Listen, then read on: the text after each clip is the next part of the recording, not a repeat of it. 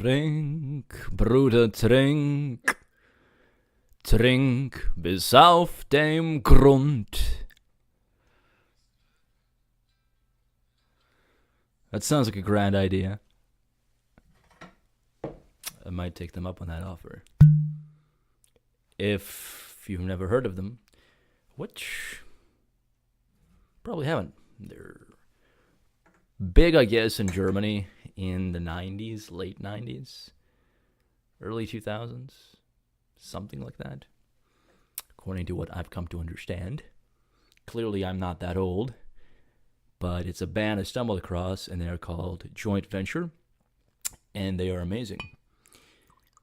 The first lyric, in case you don't speak German, which I don't, I only speak a few bits and pieces, but that part, to me at least, is intelligible. They said, drink, brother, drink, drink without a reason. And I shall do very much so. Yum. It's a merLOT. I refuse to say merLOT. It is a merLOT, and it is delicious. So,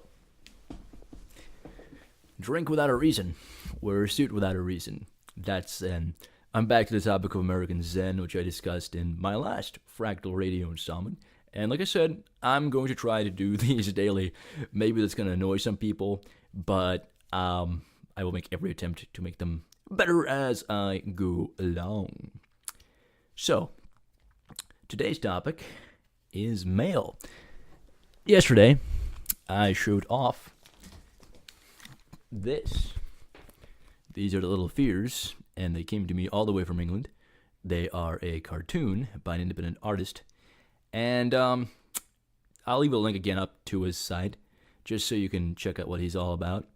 I really dig it. Also, gonna probably order some foamy stuff. Foamy is that cartoon squirrel made by Jim Mathers on Ill Will Press, in case you're not familiar. So, I had ordered some stuff from the New Yorker, and in that package deal, there came Vanity Fair, which I had forgotten about until the mail arrived today. And here it is, Vanity Fair. Now, why did I decide to click that option? As I'm looking through this appears to be geared toward women and such. Lots of pictures of pretty ladies, and it smells like a lady too. So, I ordered it because, what's that gentleman's name? Very incisive wit that passed somewhat recently. He wrote for Vanity Fair, Christopher Hitchens. Yes. So, aside from yes, Eros. I might hang that up. I'm that secure in my masculinity that I might just be like, this dude, he's going on my wall because, I mean, he's proud. Let's see, to do. Yeah, lots of chick stuff. But something about George Lucas. The web inventor plots a do-over. Yep, there's George Lucas. What is this article about? My goodness. For 5 years in 3 different cities, the Star Wars creator tried to build a museum for his art collection. Paul Goldberger talks to him about his struggles, setbacks, and ultimate success. Okay, it's an interview about his little pet project. Which, I wanted to see an in-depth interview about Howard the Duck. Howard the Duck needs explaining, Mr. Lucas. All right? Although, a lot of people hate it, I enjoyed Howard the Duck. It's a fond memory of mine forever, / tarnish on my soul forever. And this is why I drink. Is there going to be anything substantive here?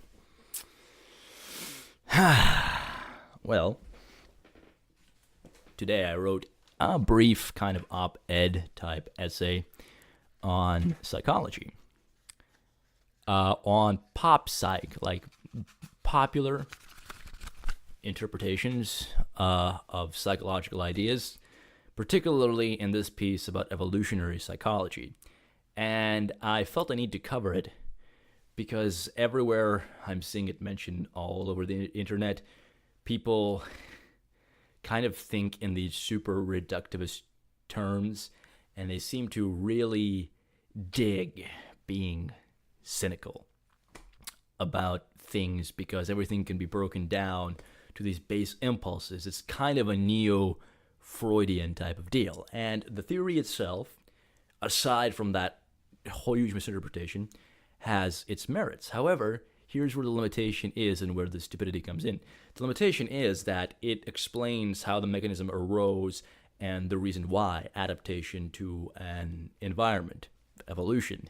How, you've got the lizard brain, the forebrain, blah, blah, kind of structured, and the theory is that happened through different stages of time, blah, blah.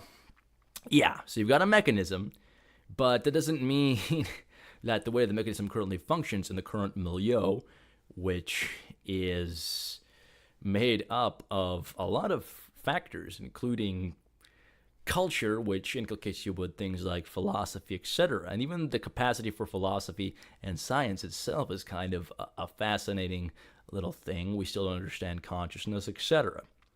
So, yeah, it's like you describe a car and how it works, but you're not describing the road that the car is on and what the car is doing. So when you're trying to troubleshoot things, like trying to figure out why a relationship isn't working or trying to figure out the cause of some behavior, well, this is because people are inherently like this and they struggle for power in a dominant hierarchy, and those on the bottom get the blues because they don't get the dopamine hit from being on the top, etc. And yeah, there's part of the explanation, but you've got to go deeper, obviously, and I just see people all the time snarkily dismissing things and being like, oh, sexual market value this, genetics that. Okay, you're obviously not solving any problems because here's what you're doing.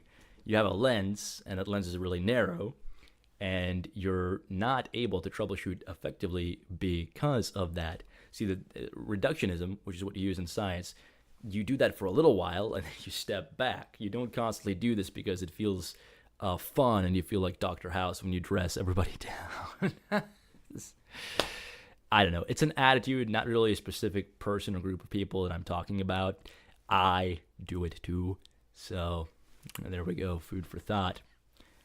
Yes, indeed. Let's talk a little bit about psychology. So back in college, the brief little community college stint that I did doesn't even really count. I didn't like it. Yeah.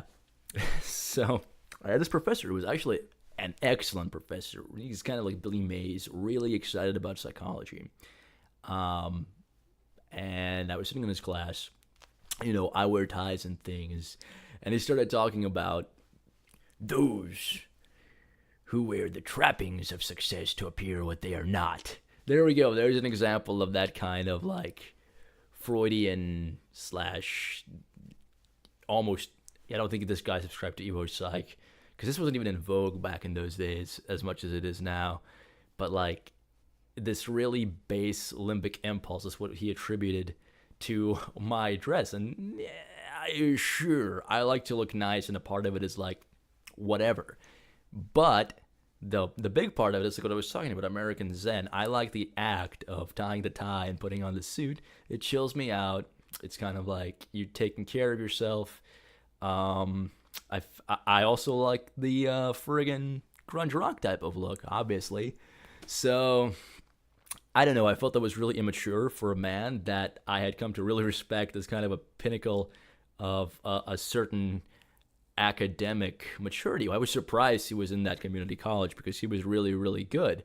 But even him, he couldn't help but dabble in this. And I feel like that might be something that people who deal in human sciences, and with a lot of people, they get kind of cynical, like how cops do. And it bleeds into things and narrows things down and fucks shit up. So I say, keep that in mind. If you are a psychiatrist or a psychologist, or if you're a layperson who's interested in it and thinks they understand it and are trying to apply it to your daily life, just take it with a grain of salt that you are biased, and you might find problems simply because you're looking for them. And I am not, as always, most of the stuff I say isn't new or shocking, but it bears repeating. Not everything has to be this spontaneously awesome discovery. We can, there's two kinds of ways to live, and really primarily the one that most people will always stay on is maintenance. You have maintenance and then you have progress. What I'm doing right now by presenting well-known ideas with my own twist on them and repeating them is maintenance of a certain mimetic flow. And I feel that that's important. That's why we have education. That's why we have books, etc. As I'm doing it, I might discover something new and do a little bit of progress, but maybe not. Either way, both things are good and both things are essential. And that in itself is an idea. And so there we go. We have reached a 10-minute mark. So, where do we go from here? Do I continue rambling? Do I do a jump cut?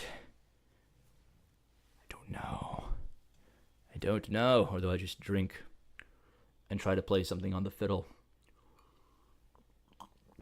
I think I'm going to drink and try to play something on the fiddle.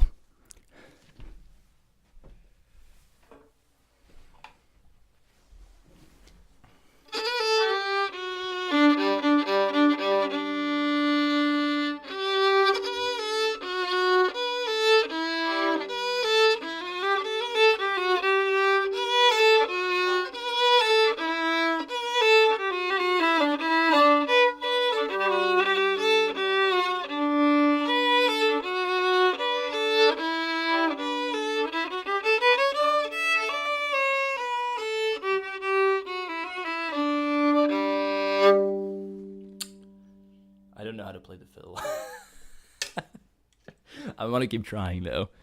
And probably annoying the ever-loving fuck out of whoever is watching this. Oh, Lord. All right. Let's look at some more Vanity Fair. Vanity Fair. Who's this nerd? I like nerds. I'm a nerd. I was devastated. The man who invented the World Wide Web has some regrets. Tim Burners Lee has seen his creation debased by everything from fake news to mass surveillance, and now he's got a plan to fix it. There's the nerd. So the guy that invented the internet regrets it. It repenteth me that I made man.